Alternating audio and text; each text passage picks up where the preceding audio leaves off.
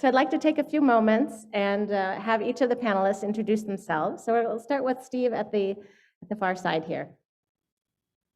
Just a quick introduction. Just a quick introduction. My name is Steve Schwartz. I'm the founder and CEO of Art of Tea.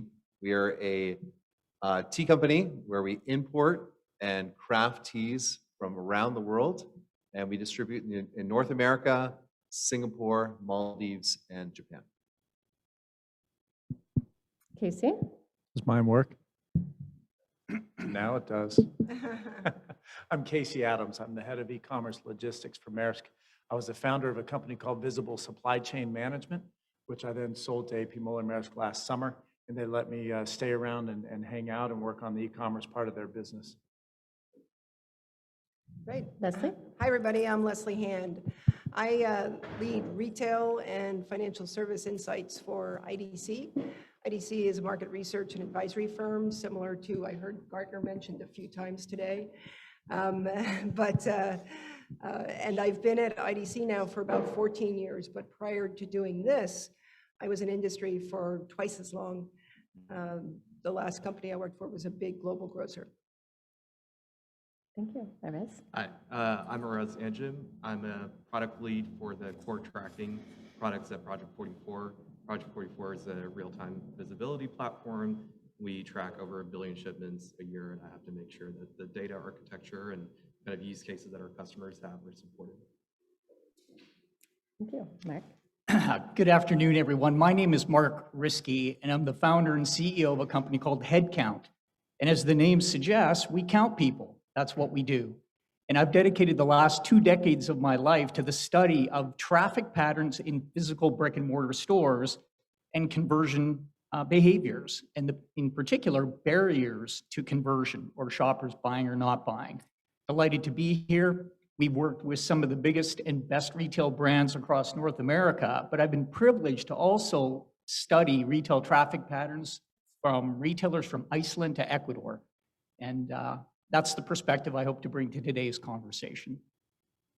Excellent. Thank you, guys. Let's get to know you a little bit in the audience. So if you are one of the esteemed students here at UC Marshall, raise your hand. Excellent. If you represent business, raise your hand. Business owners, raise your hand. Functions in a business. Great. Well, now we know a little bit about our audience as well. So we want to engage you in really a great discussion on a number of topics, because we could talk product, we can talk stores, how you interact with the brand, how you interface with the brand, and obviously the logistics of getting there. So certainly you're welcome to come in, have a seat. And it's no surprise today, and I'm borrowing some research here from Leslie, and just a little snippet here. The winds of change are really becoming the storms of disruption. And we've heard it today again from multiple presenters. I was chatting with the panel and some of the other folks at our table, and it's been so interesting to listen to each presenter, and each presenter really have a similar message, right, of what the core needs are and what the core disruptors are, of the skills gap, our supply chain constraints, the potential risks of inflation, and our conflicts globally. And while we could probably look back in history and say, yeah, that's probably happened before, I think what's really new about that is that they're really becoming increasingly interwoven, and we're learning that they're not temporary. We're having a hard time planning. We heard from our previous speakers about, we might need to have a plan A and a B and a C, right, to really think through that, and maybe some combination within there. And that each impact is really specific to particular companies, right? Everyone has their own challenges and their own issues with regard to sustainability or sourcing, any number of issues, transportation issues. So what I find, though, is that when we're faced with that kind of conflict and chaos in an organization, companies are really looking to, how do I benchmark this, right? How do I just set where we are today and then set my goals and take that to the next step? And so we're going to talk a little bit about those things today. The other thing I think is important that to focus on today is how businesses are thriving, is that they're looking to data and technology. And that's going to create that nimble, that ability to address all of these issues and help adjust quickly to make their impacts. So in talking a little bit about more of those items of technology, there's competing interests. Just taking inflation alone, on the spectrum here, with all of the other pressures, we're really in the high category of each of those pressures. And so when you're looking at IT and in tech stack investments, data investments, there are just a lot of other pressures. And so while that might be the investment of the future and the goals for the future, there still are the real day-to-day challenges that folks are facing. And so adoption may not be as rapid as we'd like it to be. So we have some things to talk about today, I would agree. And I want to start a little bit on metrics. And given all of this, I want to address this first one to Mark. What are some of the key metrics that you are seeing that retailers would like to establish, or what are some key metrics for the future, given the very tangible metrics that you use today? Good question. Retailers are trying to understand their customers and the customer journey like never before. And the very good news is there's more data available to them to do that than ever before. But paradoxically, all this data hasn't necessarily improved the insights. In fact, in some ways, it's kind of muddied the water as well. And I think there's two primary reasons why that's occurring. Number one is the data itself. It's voluminous, it's high velocity, real time, it's structured and unstructured. The other issue is consumer behavior. Shoppers are behaving differently, especially when they show up in a physical store. The intent and nature of that visit has changed. Shoppers aren't just going to transact a sale, even though that is by far the most important reason they go to a store, but they can go there to pick up an order that they made online. They can go to collect information. And of course, there's curbside, which prevents them from even coming into the store. So when you add this all up, what happens is you get some really strange patterns, and it then becomes very difficult for retailers to connect that to the actions, behaviors, insights that can be connected to ultimately business outcomes. And so while it would be difficult for me to say every retailer should track this basket of metrics, every organization's different and they have their own views of this, but I would strongly advocate that this simple data called store traffic is among the most indicative a retailer can have at their disposal to try to measure shopper demand and activity in their stores. And so I would encourage all retailers to look very closely at shopper traffic, because it really does contextualize everything that goes on within the four walls of the store. And so that should be number one, closely followed by conversion, which in the online world, traffic and conversion are just part of the way that business is conducted. The same can apply to physical stores. It's more challenging, but it still applies. Yeah, so I'd add something to that. Because we are living in this omni-channel world that Mark so eloquently described, some of the things that get lost are some of the traditional metrics that we've used to measure the productivity of inventory, things like GMROI. Is my inventory turning at a rate that's profitable? And related to that is, the profitability of each transaction, the profitability that each associate inside a store drives. And in my mind, some of those basic metrics can, in an omni-channel context, if you can apply that in an omni-channel context, then allow you to start thinking about how did I improve productivity and flow of goods through my store? And one of the things I believe is that all of these new capabilities retailers are implementing to tie digital and physical stores together actually opens up this opportunity to make the store an even greater flow-through hub for product. If you want the consumer to come to the store to pick things up because it's less expensive than shipping it to their home, if you want them to return goods at the store because it's less expensive than having to process all of that and pay for shipping, then it makes sense to really utilize that physical footprint and ramp up activity, which doesn't, measuring productivity per associate doesn't equate to figuring out how to make them work more. It equates to giving them tools that enable them to work smarter, right? So we've been talking a lot today about the tools that enable the workforce to be more productive, things like task management, workforce management, et cetera. Yeah, those things are definitely intricately connected to obviously support the customer in the things that they need to do as well. Steve, from a product side, what is your viewpoint on that? So we tackle 3 different areas. So we do direct to consumer via our website. We also sell in-store, and we sell the hospitality, so hotels and restaurants. And what we're finding is that there's a really, like you were saying, there's a really distinct crossover between online and offline. What's interesting, what we're going to start to see, if granted, I don't have a crystal ball, so it's a little bit challenging in terms of telling the future. But if we were to look at data from a year ago, it's so different from a data point from 6 months ago and even last week, right? It's so dynamic. But what we'll start to see is, yes, this phone that we're all holding is incredibly powerful. And we can now go into supermarkets and we can be able to order and be able to just walk right out. This face recognition that we're starting to see with our phone is going to translate even when we're going out to a restaurant. You know what? It's my treat. The waiter comes up, scan your face, know exactly who you are, and that transaction is going to happen. And so that play with CRM, online and offline, is going to start to be incredibly dynamic. So understanding the customer, their behaviors, how they are shopping online and offline is going to continue to be really powerful. And I could talk about privacy in a little bit, but that's sort of the future. Yeah, definitely.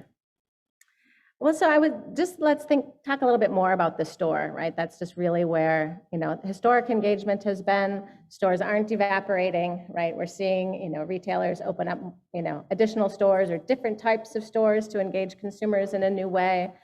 Through the pandemic, we've been offering different types, right, of pickups, right? So it's a lack of engagement, but yet still wanting to participate in that brand. So the evolution has been really interesting. And so there are 2 aspects of it. And so I want to start with first the evolution of the store, and then I want to go to a little bit more about how that's actually managed and the costs that are associated with that. So Arez, I'm gonna point to you here and talk a little bit about that evolution of the store. Yeah, so at Project 44, we work with a lot of e-commerce retailers as well, handling their last mile tracking business. And there's a lot of connection to the CRM there. We're providing that post-purchase experience for them where they're able to track their package and kind of be loyal, increase that loyalty for that customer engagement. Similarly, driving traffic to the store, there is a perception that can increase that loyalty, bringing in return items. But that also increases the complexity for the store workers and the store manager being able to handle the influx in traffic, influx in tasks that they're supposed to do, apart from the ones that they were already doing. And now we're also adding supply chain disruptions that change when their goods were arriving. So goods were arriving on a pretty set schedule. Maybe they might arrive on a Tuesday and a Friday. They have extra staffing there. Now, if that truck is late on Tuesday, they need staff on Wednesday, and they're driving up overtime costs and may not even have the right staff to maybe offload a forklift from a truck. So that the downstream impact of not having that visibility and not having technology kind of set up for that store makes it a problem that we're trying to haphazardly solve at the store level, while it can actually be solved through technology further upstream. Great. Can I, maybe? Hey, oh, there we go. Yeah, Arez, I was thinking of this because you probably have all just seen that Amazon has expanded their physical footprint. Amazon, of course, being the entirely, you buy online, get it at your house in 1 hour, and they're expanding their physical footprint. And the why is what you're talking about, Arez. The why is very important to us. It costs $2.50 to take a return from a home and get it to the first aggregation point in a supply chain, $2.50, right? So if you can get the consumer to voluntarily do that on their way to go and pick up their groceries or something else, that becomes very valuable. The pickup and drop-off model that's much more prevalent in Europe is starting to really get a foothold here in the States, but it does have some fundamental problems. I sat on a panel one time with the head of supply chain for Tiffany's, you know, like the earrings and the necklace and stuff. And he was also on the panel with one of the chief technology officers at Radial, so the distribution organization. And the Radial guy was talking about, you know, you've got to turn your store into a mini warehouse. And the Tiffany's guy had to hold back his laughter because he said, what do you pay? What do you pay in your warehouse? I said, $17 an hour fully loaded. He says, okay, $17 an hour fully loaded. In a Tiffany store, I pay 4 times that much for my clerks. How much does that order cost to pick? He's like, and talk to me a little bit about your square footage, because my guess is that in your warehouse, you're paying 1/10 of what I'm paying in a Tiffany store for square footage. So if I carve out space and carve out time from these extremely expensive people, I've actually raised the cost of my supply chain. It's not better, it's worse. And they suck at it. And so that added another problem to it. So Arez, I'm doubling down on your position there. That seems like something very important to think about. Yeah, what other observations around the store of the future have you guys seen or experienced? Yeah, well, something else I think related to this, I mean, number one, every retailer truly is different. And, what works in grocery and big box may not work in luxury. Probably not the same, right? Yeah. So, micro-fulfillment is something some grocers are exploring, right? And they're exploring various different models because not everybody even has the same real estate footprint or the same relationships, leasing their real estate, warehouses are distributed in different places. So you have to think about the big picture, right? And what's the most valuable thing for me to do? So some people are testing micro-fulfillment inside a store. Amazon's doing that pretty well at Whole Foods, right? Some people are testing kind of a separate micro-fulfillment warehouse for the fast sellers, Maybe I want the fast sellers there. Maybe I want the long tail in a warehouse because it doesn't need to be close to the store, right? So that's on that topic. So I kind of got off topic a little bit. Leslie, It's okay, we can do a little off topic. so I would just add that Target is an exemplar in their ability to turn their stores into micro-fulfillment centers. And when the pandemic struck, they were already moving down this path, and they were able to then knock it out of the park. Well, almost every other retailer struggled mightily with trying to figure out how to deliver curbside or how to properly process a BOPUS or buy online pickup in-store order that didn't have customers sitting, waiting, and moving on and then ordering online. So it does very much depend on the category. And if you believe that some of the impacts from the pandemic are going to linger and become permanent fixtures in the retail landscape, which I do, it's these retailers that can figure those things out relative to their category that are going to be the true stars as we go forward. Yeah, and one of the biggest problems that retailers encountered as they tried to turn on curbside pickup and delivery from store was inventory, right? They didn't know, I mean, even if they thought they knew how much inventory they had, they're wrong a lot, right? And out of stocks are pretty common. I used to have a CPG friend who, still a friend actually, but a CPG guy who tells me all the time that it used to be okay to have 10% out of stock consistently. As hard as we were working to improve that number, it's okay, they'll substitute. The consumer substitutes. Retailers had the same opinion. But when you're trying to fulfill from stock in a store, you need to know what you have. So that was problem number one, and that is problem number one to solve. And then related to that, if I'm going to push more product to the store, then I need to plan better. Because I'm pushing more product into stores, that's costly. So how do I start planning better, sorting better on a hyper-localized basis? How do I start using tools inside the store like digital shelf tags and things like that in order to facilitate pick and pack in the store? You know, I have to behave a little bit like a warehouse, but I don't want to look like a warehouse. I don't want to be all warehouse.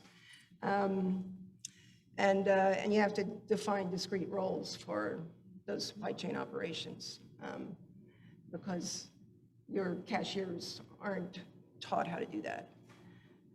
That's part of the rub, because they don't teach them and they don't resource. Oftentimes, retailers have not resourced properly for these services. And so these additional duties are lumped on the backs of the existing store associates and store teams.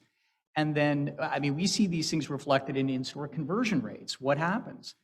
People are in the store, conversion rates drop. Why? Because people are, their frontline staff are getting BOPUS orders and not serving the customer that actually showed up to make a purchase. And so that's another reality that retailers are going to have to confront, and that is to properly resource their stores with the kinds of skills that they need to deliver the services that they're putting out to the market and creating expectations with their customers. So given that balance, I mean, there's a lot of cost that's associated with that, right? Either you're going to have more staff than you ever imagined because you're handling both sets of order types. You're going to be managing your inventory differently behind the scenes, right? Maybe you're doubling up on customer service staff. What are some of those other costs that you see from maybe even from a tech data standpoint? Yeah, I can take that one. One of the things that we've seen our customers struggle with is being able to connect the data and various sources that they have, right? If they have a e-commerce like OMS platform that is creating sales, that might be very different than their actual inventory platform that they're using for their merchandising at the store. And that disconnect shows up in additional questions that may be connected more to their labor management systems. And so there's not a great solution for that, but that's one of the kind of inherent problems with trying to do a very complex operation very quickly, which we did over the last couple of years. Yeah. Other thoughts on cost from maybe even an e-com standpoint, Casey? Yeah, I think Arez is touching on one of the things that's crucial, which is the technology. As much as we'd like it all to talk to each other, it doesn't. In fact, I was just working with a pretty well-known retailer who had the unenviable position during COVID of going from entirely a store footprint to an e-commerce environment overnight. They had no website prior to that could actually commercialize their products. So they tried to do their entire inventory as shippable, and tried to get into a pick and pack environment in all their stores, instantaneously during COVID. And that should have been a concern to me when I offered to help them stand up their e-commerce fulfillment center. But stupidly, I just assumed that it would be no problem until they sent me back what they wanted to integrate with, and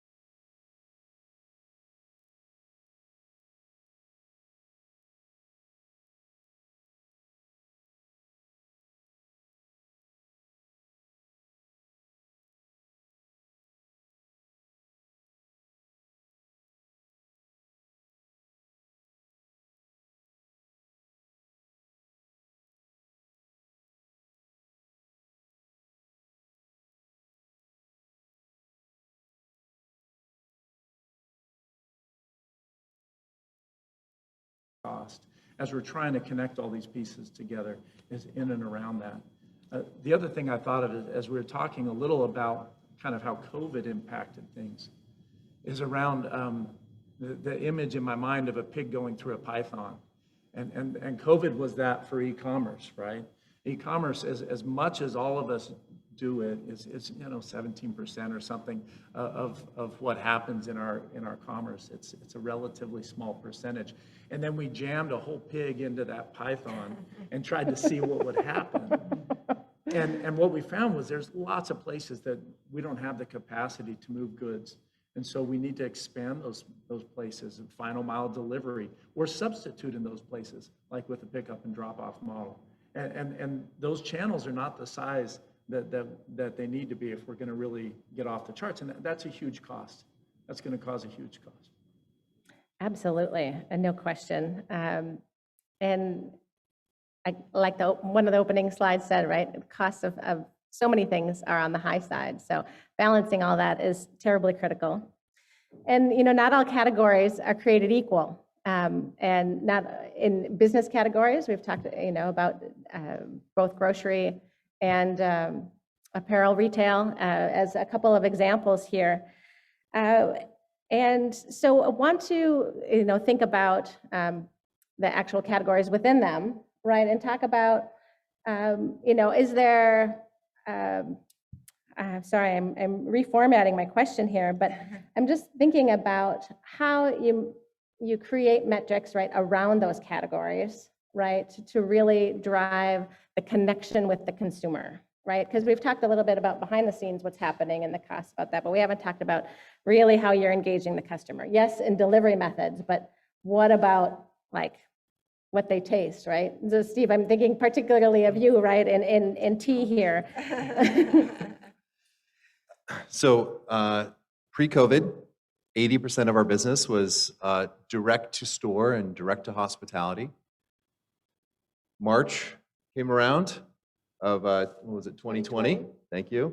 Try to forget, but it's 2020. And 80% of our business tanked.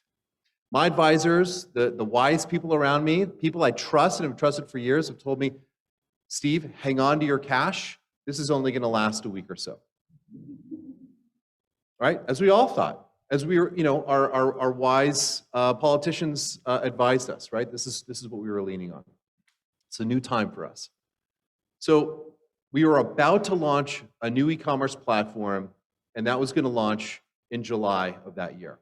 I took every piece of money and savings that I had, and I thought that if the world is stopping, then we're going to lean in and we're going to run. And we moved our date to, it was like April 2nd for us to launch our new e-commerce site. And one of the major reasons was because as we were servicing, like, for example, Google headquarters, where people were meeting over tea, they were calling us saying, you don't understand, tea helps fuel our creatives. Like, we're meeting over this. I'm down to my last little bit of tea. What can I do?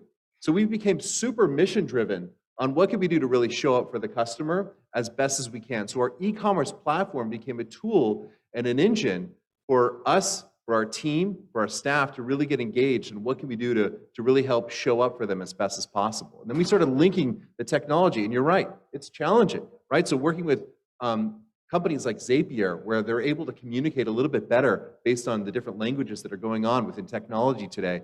And companies like Route, where they're able to incentivize, as we saw here in Los Angeles, like there was tons of packages that were, shoved along the railways for multiple reasons. People were curious, where's my tracking? So companies like Route, which I would strongly look into, it helped us get a better sense of how we can track where packages were being delivered and where they weren't being delivered. What we're finding too is that as people are matching specific things within their category at a store level, when people buy a very specific tea, they're most likely also going to buy something else that's going to match with it. I'll give you an example. When Walmart knows that people are buying orange juice, the chances are they're going to buy a very specific type of tea, and they're most likely also going to buy NyQuil or Sudafed. So they will probably discount the Sudafed, but raise the price of orange juice, knowing that that's matched. So I think what we're really going to start to see is product pairing from a consumer standpoint and how that intelligence can really play online and offline. Certainly. I mean, being in the location intelligence business and, helping retailers manufacturers do their market planning, understanding, you put this store in this place for this reason, and here's what you want to offer there, and working with those sorts of teams. And that creates a very, highly localized approach as well. So there's the online approach, and then there's the more physical approach. And I know, Mark, you've had a lot of experience thinking about that as well. Yes, I mean, I think that hyper-localization is merely a matter of time. And it's already starting to happen. I think if we put aside the extraordinary supply chain challenges that so many retailers have faced over these last couple of years, and really consider this, no two physical stores are the same. Not even two stores in the same city of the same chain are the same. And we see that reflected in the traffic patterns and also the conversion rates. And if the product mix isn't right, you can see it show up clear as day. People are in the store, but conversion rates sag. And so the idea of hyper-localization is really merely the recognition that a standardized product mix is suboptimal. It's suboptimal for the store or the shoppers in that particular store. And so it's not new to think about retailers wanting to customize or tailor their product mixes. They've been doing this for decades. But what I think has really changed is the amount of data that's available to retailers to do this, and more importantly, the tools to actually find signals in the noise, like machine learning and AI, which everyone has heard so much about during this conference. I mean, if you consider this for a moment, take Walmart, 4,735 stores in the United States. Each one of these stores carries 120,000 SKUs.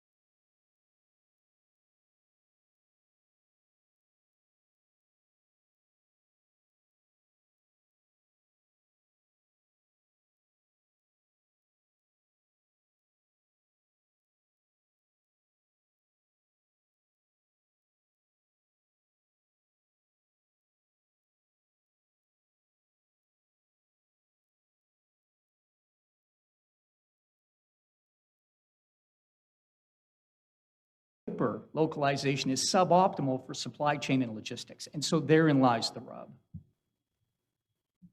I just want to add a bit on data, because in 2021, I believe, again, it's just a blur, but with 2021, Apple put on some pretty strict privacy settings, right?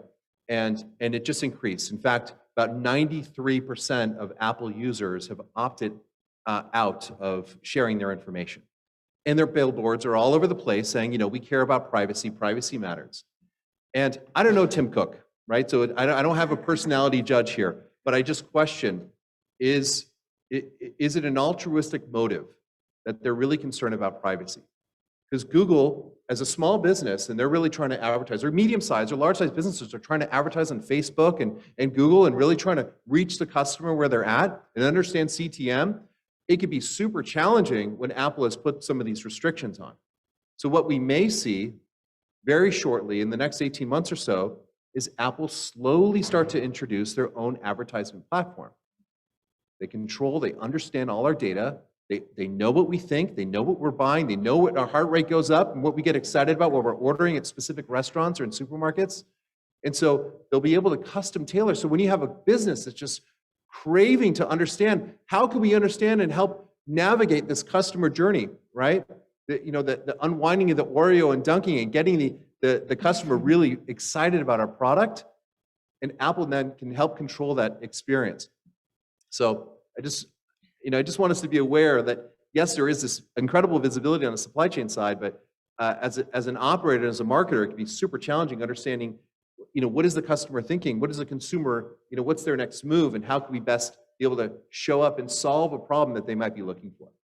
And that's, it's so important. And the next question is just going to be privacy, period. And I'm going to have each one of you answer that question talking about that? Because, I mean, really, the information is being collected, right, every moment of the day, right now, in this room, right, everything that, imagine, okay, all of these people are gathered in this one location, what are they talking about?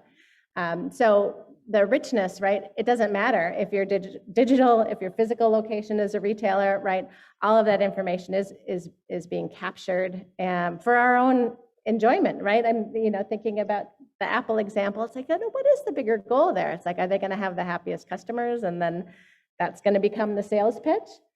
So privacy is obviously increasingly important. And around the world, privacy means different things.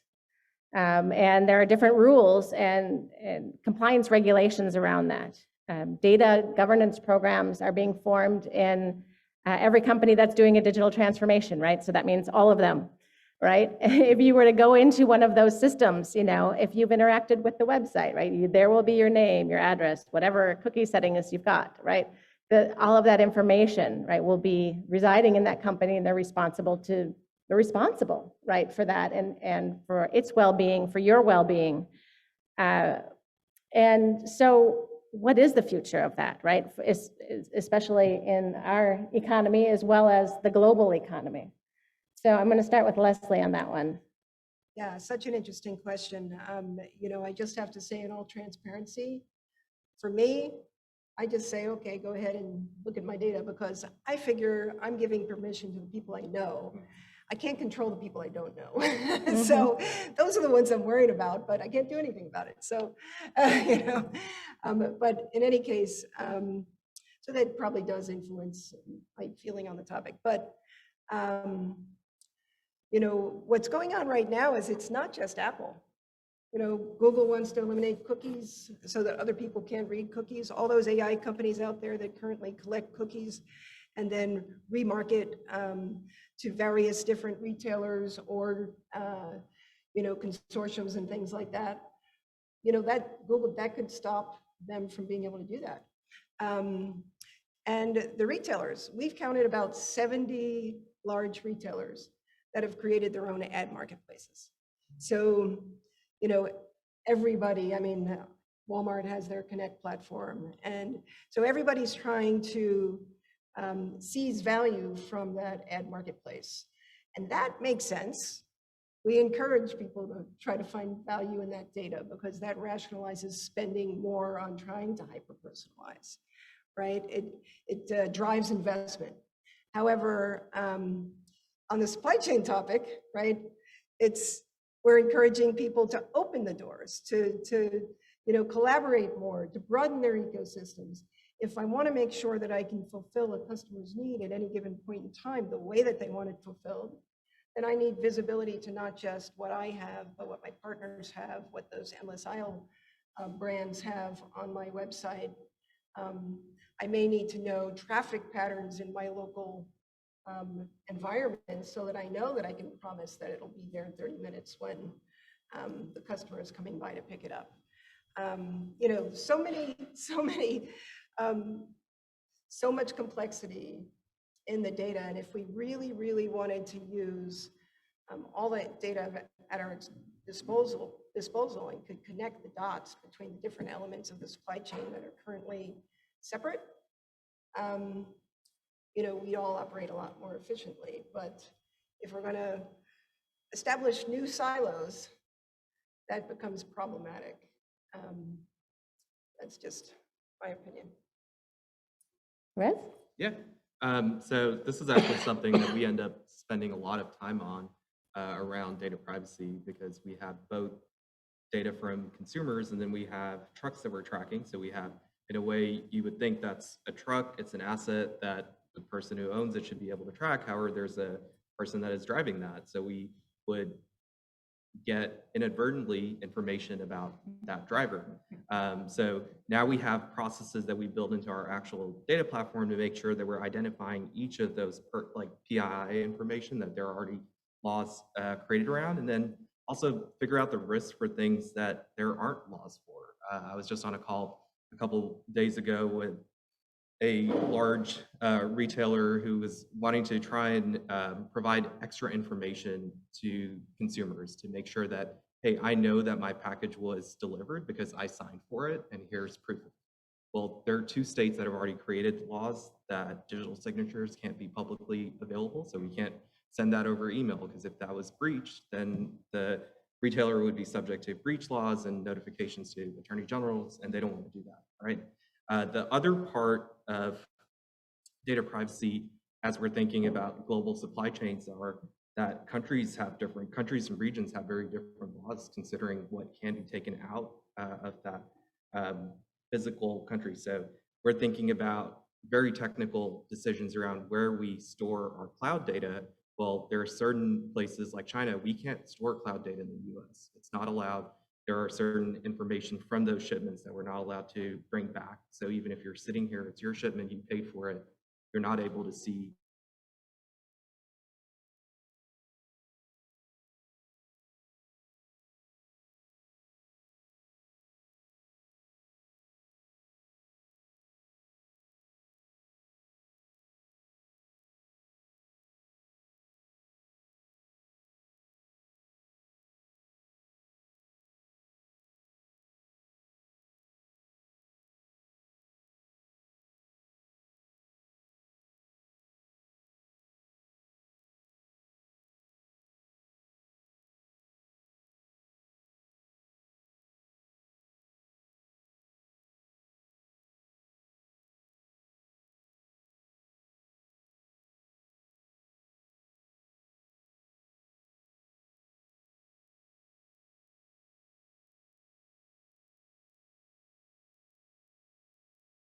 Some way, shape, or form is a part of somebody's self-interest. What are the motives, and who will ultimately control that data? And I think that what we're seeing, look at our online movements. We've all resigned ourselves to the fact that everyone knows wherever you're going to go on the internet. But then help me explain search engines like DuckDuckGo and other anonymous search platforms that are taking off. I think that there's a bit of a backlash around privacy. The other thing that I would submit to this audience is that think about the totalitarian regimes that are using these kinds of tracking technologies really to surveil and actually control their citizens.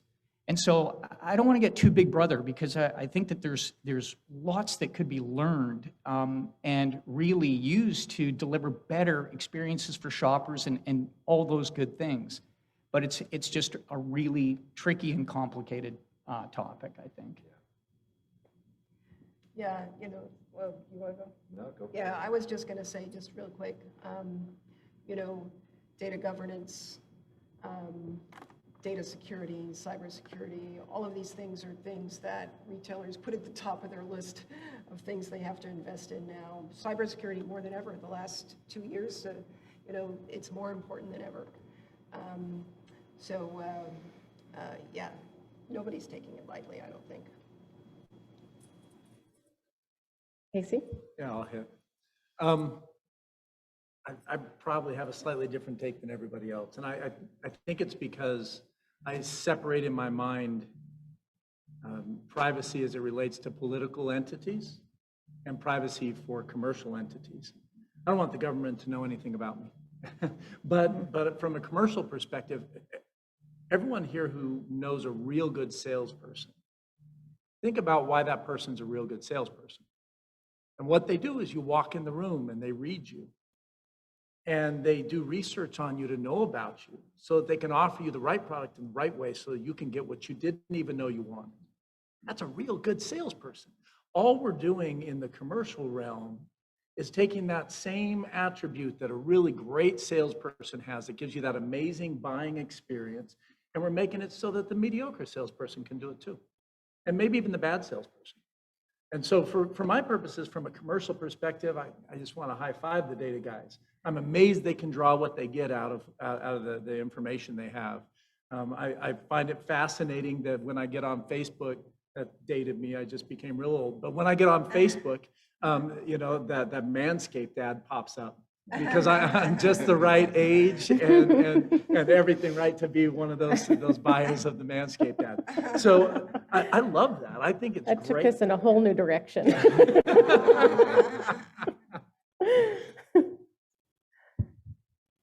Steve, do you have more thoughts around that privacy? You kind of opened the discussion really earlier I'm with the just a facial tea blender. recognition. You know, at the end of the day, I'm a tea peddler. So, You're a good I, salesman, Steve. what I find what I find interesting is that just as much as we're concerned about our privacy, when it comes to our DNA and tracking our ancestry, like we're more than open to share, right? We're really curious when it relates to us, without necessarily thinking about beyond our lifetime, how will this information necessarily be shared? And are we building information for the sake of helping human society, or are we building information for the sake of bettering information? I'll say that one more time. Are we building information for the sake of humanity? Or are we building information for the sake of building information? Exactly. What is that end goal? Very important. So thinking about the consumer and, what does it matter to me, right? That's, what matters to me is when is my shipment going to get here, right? And with all of the stocking variability that we have, people just want to know and by the way, where's my stuff? Now you can have all my data because I want my stuff. Casey, you have some perspective on that. Yeah, it's not an easy problem to solve. We've seen, like I mentioned earlier, I mentioned control towers earlier, and just this concept of trying to connect all of these pieces and parts of the supply chain together. But I founded a business called Visible Supply Chain. Our whole concept was about trying to make an e-commerce centered supply chain focused on how those things all come together and give people transparency. I sold that business to Maersk because that's what they wanted to do also, except they had a bigger vision and more money. So I thought that there was a real good opportunity there to make this vision a reality, this idea of taking a product from where it's made and tracking it all the way through and managing it all the way through until it arrives at someone's couch. Take the shoes made in Vietnam and deliver them in Poughkeepsie. I just think that's a real interesting and fascinating thing, but it's a real complex problem, and we're having a lot of trouble solving it. One of the reasons is we think of a supply chain as either a procurement or a transportation business. And the reality is supply chain is increasingly becoming a technology business, more specifically a data business. Similar to what we're talking about with the data of individual consumers, your supply chain is becoming the data of your individual goods. And how can you track and how can you manage it? And we all saw what happened when we couldn't manage it in a predictable manner, right? The toilet paper left the shelves. Mm-hmm. We all know that happened. We know why that happened because we're supply chain professionals. We understand that there was a very lean, very fragile supply chain that kept the cost real low. And that's a great thing. And also, if you get a weird shock, people consume toilet paper at a very predictable rate, actually. And so if you get a shock to that, where people overbuy, then you get these weird outcomes, and you have people in your warehouse stealing the big wheel, But that's a good example, though, of how lean our supply chains have gotten. Now, if we can track it better from a tech standpoint, we could have responded better to that. We could have responded, maybe pulled it off the shelves early, and then let it out a little at a time. But that's the vision, I think, of the future supply chain is as we move from people who are focusing on either the procurement or transportation of goods, and we become people who are focused on huge data sets. And what do those huge data sets tell us about where stuff is, and how do we make it lean, and how do we manage this shock or that shock, and how do we make them robust without increasing the cost? You can have an incredibly robust supply chain if it's locally sourced and it's always there, right? It's very robust. It's extremely expensive, right? So if we're going to really do what we're trying to do, we've got to figure out some better technology things. When we founded our business, I knew after my first introduction into supply chain, I'm a lawyer by training, practiced law for a decade, but I knew in my first introduction to supply chain that this was a technology business that was going to monetize through shipping and picking and packing. But it was a tech business. So the first thing I did is I found a CTO and I hired 40-something developers, software engineers. And we went about figuring out what the problems were that people were putting bandages on, and how could we take the bandages off and make the right thing from whole cloth. And I think to some degree, that's what we're going to have to do. We're going to have to stop putting bandages on things and say, you know what, guys, I love EDI too.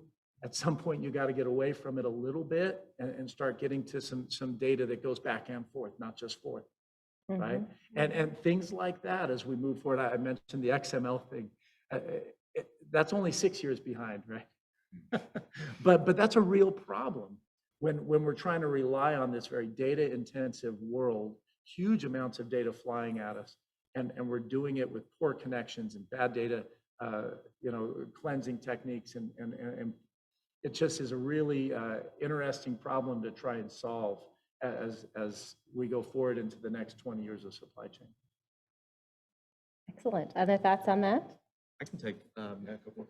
So pretty much, I've been thinking about what Casey said around when the toilet paper runs out, you didn't know how long it takes for the next shipment to come in, because the traditional model of inventory planning, you have volumes and you have your variability. You have access to the data that was there. That data was either demand data from historical sales, which if you're looking at toilet paper, you're like, okay, that's the same thing every day. There's no variability there. I don't really need to worry about this. I put these orders out and I forget about that, right? Or if you're looking at variability from the perspective of, I have a static transit timetable. It takes 2 days to go from LA to Texas. If I book a truck, it's always going to take 2 days. So if I run out, it's not a problem. It's going to take 2 days. But now if 1 week it's taking, trucking is behind 4 weeks, and then another it's coming in a day, you're running through kind of the bullwhip effect of inventory planning, where you either stock too little or you stock too much. And I think that's like the future for us, is how we start making the newer technologies that we are building to have visibility into things that seem unimportant or not the highest priority. Things like being able to track your truck at every 15 minutes as close as possible, and then turn that into actionable things for planning and other parts of the organization. So a couple quick points. One is for those of you that are visiting or those that are living here, on Abbott Kinney, there's a really, really interesting store concept. It's called _grocery. And it tends to check off a lot of the things that we're talking about, because there's QR codes on every single product and you can refill it. So it fits sustainability, it fits sourcing. So on a local level, you're able to understand who that supplier is. And they do a really great job. This is a small concept, but they're expanding like crazy, and definitely worth exploring. The second piece is we could not find inventory 6 months ago, 3 months ago, and I think what we're going to start to see is an abundance, and this may have already been spoken about in previous lectures. There's an abundance of everything that you could possibly imagine coming our way if it's not already here. I know people that have overbought because they were measuring their metrics based on COVID period of time, right? And if you want those shoes that you've always been looking for, you want that great TV, you're looking for a brand new jacket, don't wait for Black Friday. This is the opportune time to be able to purchase it now. Totally. Yeah, we've seen, companies report missed targets or expectations that they're going to miss targets and that sort of thing. Well, why? Because we're comparing data to unreliable data, to data that was unusual, right? And of course, you're going to be off. Yeah, we're going to be hearing these. The market doesn't necessarily always understand that, but there are good reasons why, the sky isn't falling. Companies are still doing okay, but yeah. Yeah, I feel like that's you heard it here first topic. Yeah. Well, I have 2 more questions, and we'll do 2 round robins on this one. And so question 1 is, we have an audience here full of amazing students, and the topic we haven't really touched on is labor, right? And what folks need to know, where they need to build their skills. So from your perspectives, right? You all have unique perspectives. So certainly, audience, take that with your interests as well. Mark, I'm going to start with you. Thank you. Physical retailers have a profound labor challenge. It is not the kind of career that many really bright folks like you in this audience tend to want to make careers out of. Yet these are huge enterprises with complex challenges and tremendous opportunities. And so I think that the challenge that retailers are continue to face, and they've faced it almost as long as I've been part of retailing. And in fact, I worked in a retail store through my college years. So I'm sure others here have also experienced that. And it's always been a stepping stone to something else, unless you didn't get out of it and then stayed with it the rest of your life, like many have. But I would just say that it is a great career with lots of need and demand for the best and the brightest. So don't write off physical retailers as a career option. Yeah, so I'm probably going to be a little bit biased here, but similar to, I think, what we heard earlier today in the keynote, getting more familiar and getting better at understanding technology and data, not just from how you make data-driven decisions, but the actual architecture. How do you know that if you have data coming in from a CRM, you need to connect it to data that's in your store or data that's from your supply chain systems? That decision-making needs not just tech professionals, it needs professionals who have understanding of the actual domain knowledge. And that's one of the things that I've seen through customers that we've worked with, where the ones that have invested in those type of teams within their business units are succeeding, and the ones who haven't are struggling, and they're trying to do that now. Yeah, and I'd add that, we did a consumer survey, just got data back. One of the things that consumers said was that sustainability does matter, all of ESG, not just, energy or carbon. And the number one thing they care about is people. They want to know that companies are treating people well. And I'm really optimistic that not only do more companies want to treat people better, right? Want to let them have a nice balanced career and life, right? But also, because of everything else going on, there's a lot of opportunity to actually, leverage data, to use, I don't know, to improve your own awareness of how to improve processes, right? And one of my favorite things to do with data is you uncover one bit of data and then you're like, oh, you ask another question, and uncover the next layer, and then you ask another question. And that's the beauty in discovery. And I think, there's this like unfolding of our own talent, our own skill. We find the right places, the right cultures to work where we feel, company values match our values. I read something in a McKinsey article that talked about value and values, as it relates to retail. A consumer sometimes cares about price more than anything else, but increasingly cares about values. Does the company align with my values? And as an employee, you're going to want to align with the company's values as well. So make a recommendation to the students, that's the question? Yep. Yeah. All right, my recommendation, get good at pattern recognition. Pattern recognition is what drives strategy. Pattern recognition is what allows you to make sense of data. It allows you to make sense of consumer actions and interactions. It allows you to identify flaws in your system. It allows you to make things lean that aren't lean. Get good at pattern recognition and get really good at figuring out when a pattern in one place that seems inapposite can apply in the place where you have a problem. So lean really hard into pattern recognition. I think it's the most valuable and probably under-taught skill. Someone ought to make a class called pattern recognition, because I wish someone had taught me more about that and I didn't have to learn it by losing money. It's easier to learn it other ways. Super bright. Awesome. Grit. So you might be hearing, for those of you entering the workforce or new in the workforce, or maybe slightly entered in the workforce, from some senior level people that maybe have a gray hair, so just as much as I do, if not maybe a little bit more. Man, when I was, your age, like it was, I had to work here, I had to work here. I've been working since I was 14 years old. And so no pity party here, right?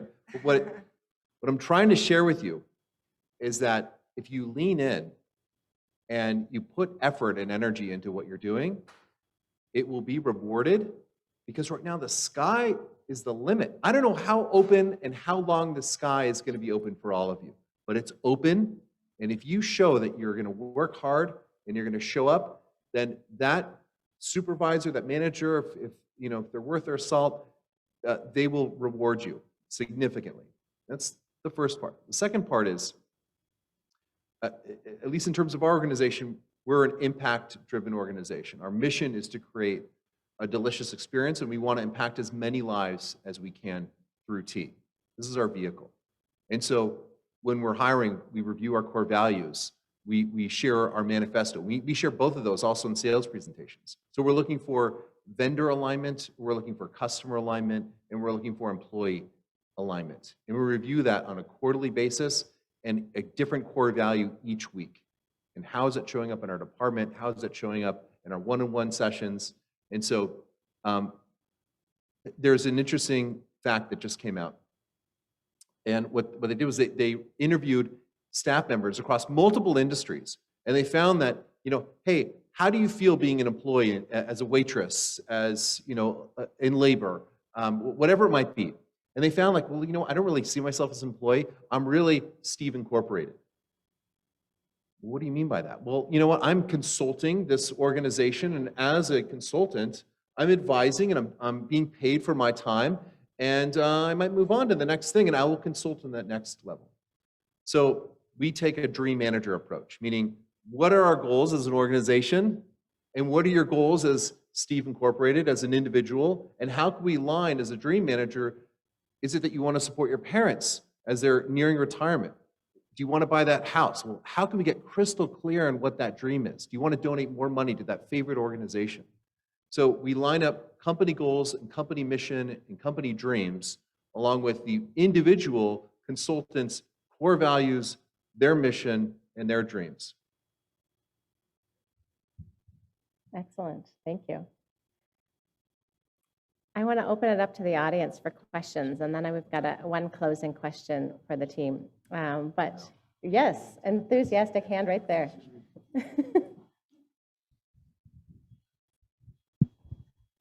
Hello? Hello? The volume's not working? There you go. Hello? It's working now. Yeah, hi. My name is Akanksha. I have a question which might be a little controversial, but then let's just ask it. So I know that over the past 2 years, all the businesses that have wanted to survive have made an online presence, which means that we're spoiling customers with choices. You want to buy that black pair of shoes? Why don't you also add a green, and then I'll give you a 10% off. But on the other hand, I'm also talking about sustainability, and we're talking about buying one jacket at a time, etc. So as a student, I'm confused. What should I be focusing upon? Sustainability or profitability? We have both of them not having a handshake as of right now. So what would your suggestions be on that? Who would love that one? I would love to start. Go for it. So I think you can do well while doing good. I really think that there's a place in our time and presence in this world. As we exist on this planet, there's absolutely time and place for us to do well while doing good. We planted over 300,000 trees in the last year. And through app technology, it's a partnership that we have with our consumers. They can choose, they can opt in to help be a part of this program. And we clearly state where it's being planted and the impact that they're going to have with making this. And being in tea, we're working direct with farmers. And so there's definitely a good feel-good component behind that. So it's a beautiful question. I love the question. I love the way that you're thinking. And I think as consumers, we want to care more. We want to know, where's our stuff coming from? Who's making it? How is this bespoke product, whether it's cheese or whether it's tea, or whether it's that nice jacket? You want to know where it's coming from. So beautiful question. Anybody want to rubber stamp that or add a new comment? Well, I'll just say that we talked in other sessions about resilience. And to me, resilience requires balancing both. You know, you can't do one or the other. It's about finding that perfect balance. There may be additional costs initially, but hopefully you get back to profitability or the profits you may have wanted, even if you have to incur costs to improve the supply chain, to improve the way you source, to improve, you know, the materials that you buy in order to make goods, in order to reduce waste, right? Yeah, I mean, in the end, you can reduce costs as much as you're improving the value of the goods you sell. I can add a little bit to that. I think it also comes back to the data problem, right? We were talking about in the overall session on sustainability that if you don't have the data to understand what your return on investment is going to be, then you're not going to be able to do that balancing act maybe today, but that's part of our goal, is to get better at accessing what's the impact of a sustainable process, right? And that might change what the profitability looks like. And it's harder work, but it creates that long-term impact, and that's what investments are all about. Great. Well, we are at time, so I'm going to ask you to hold your questions. They are definitely open for questions afterwards, but I want each of you to take 10 seconds and just mention the good news of the future. Steve, and then down to Mark. 10 seconds. Okay. You First, can I pass. just want to say, my banker called me and said, "What's your zero score?" So banks are now starting to evaluate you as a business, not only your profitability and your sustainability, which is a jumbled word, but how are you lowering your carbon footprint, and how can you document that process? Good news for the future. We're at a really cool time.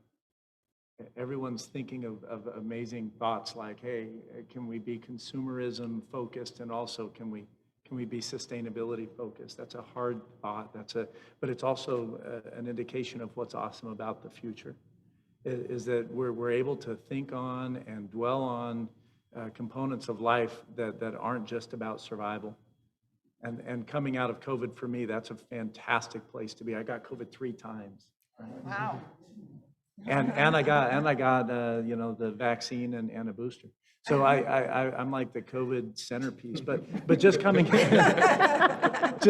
out of it and saying, hey, we can focus on some of these deeper thoughts, these value propositions that are important to us and aren't just about survival. I love that. I think that's super exciting.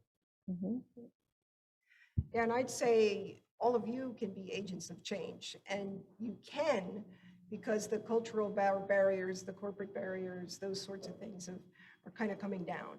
And I say they're coming down because, in big corporations, change has always been difficult. In retail, if something was working well enough, then why should I change it? But what we learned during the pandemic is everybody, the switches flipped, and now we're all in on digitizing, we're all in on streamlining our supply chains, we're all in on trying to figure out how to be more resilient.